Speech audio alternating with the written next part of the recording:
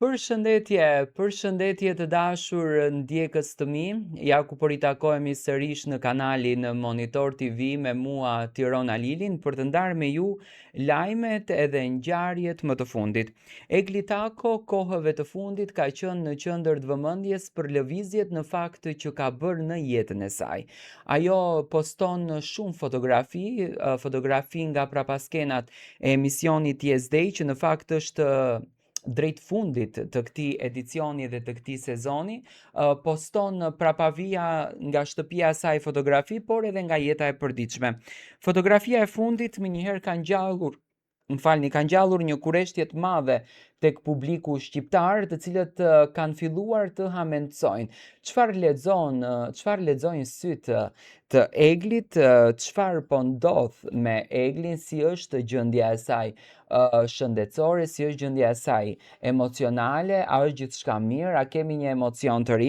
Dhe me patjetër unë këtë fotografin ja dërgova një zonjës të mrekullueshme që di të lexoj sy, di të lexoj mimik, di të lexoj pamjen, dhe ajo më ka kthyer një përgjigje në fakt të mrekullueshme, përfundimtare, për të bindur publikun se çfarë po ndodh me Egli Takon.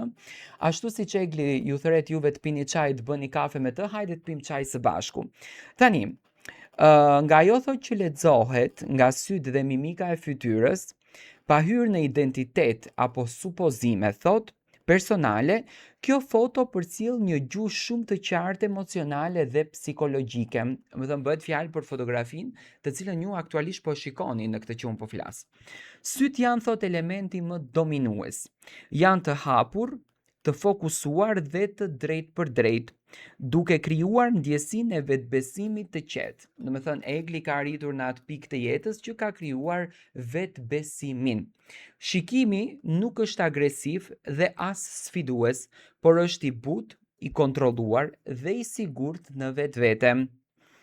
Ka një lloj qetësie në to, sikur personi e di shumë mirë vlerën e vet dhe nuk ka nevojë ta provojë me zhurmë, thot. Ky lloj shikimi shpesh lidhet me pjekuri emocionale, stabilitet dhe një botë të brendshme të rregullt. Domethënë, duket që në sy të Egli Takos që ajo ka arritur në atë fazë të jetës që është tepër e përmbushur dhe shumë e gëzuar.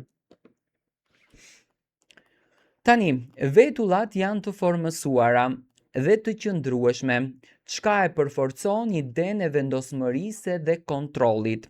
Ato nuk janë të ngritura në shenjë habie apo tensioni, por as të ulura në shenjë mërzie.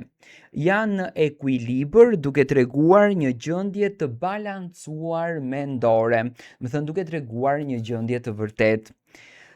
Do me thënë vetullat të Eglit, thot, dhe sytë e saj tregojnë atë shkëlqimin dhe atë vërtetësinë e qetësisë që Egli ka arritur që shpirtërisht të ndjehet e fuqizuar. Buzët janë lehtësisht të mbëledhura, me një buzëqeshje shumë delikate, pothuajse tepër simbolike. Nuk është një buzëqeshje e hapur apo e shfrenuar, por një buzëqeshje që thot jam mirë me veten time. Kjo shpesh interpretohet si dinjitet, finesë edhe vetë kontroll emocional. Ka edhe një ndjesi mirësteri, sikur jo gjithçka thuhet, por shumë gjëra në fakt ndjehen. Pozicioni i dorës nën mjekër e shton akoma më shumë ndjesinë e reflektimit dhe qetësisë. Ky gest shpesh lidhet me mendimin të thellë, vetëdije dhe me një marrëdhënie të mirë me veten.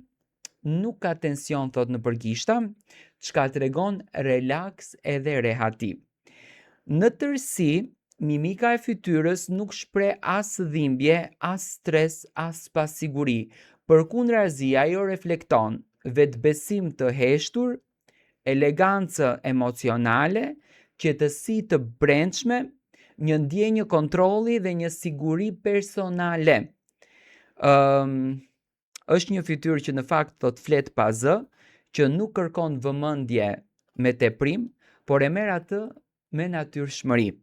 Një shprehje që të le përshtypjen se një personi që ka kaluar shumë ka mësuar nga përvoja dhe sot qëndron e fortë, e bukur dhe e qëndrueshme në qetësinë e vet. Në fakt, Filxhani kështu ka folur për Eglin. Thot që është në rregull e ka gjithçka thot në vetë kontroll, është e kënaqur, është pozitive dhe po e shijon këtë momentin.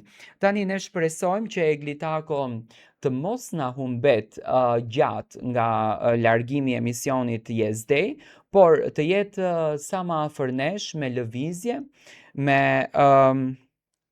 gjëra të bukura që do të na sjell, sepse të na sjell kaq gjëra të bukura, të na sjell kaq pozitivitet, na sjell kaq adrenalin, nuk ka gjë të keqe. Unë e di që Egli do të vi me një super emision shumë shpejt, një emision që do të jetë krejtësisht një tjetër dimension, domethënë një dimension të ri që ne në fakt do ta njohim tek Egli Tako, një dimension që akoma ndoshta nuk e kemi njohur, do të na dhuron shumë emocione, do të na dhuron shumë dashuri dhe do të na bën që ne vërtet të ndjehemi shumë të lidhur shpirtërisht me të.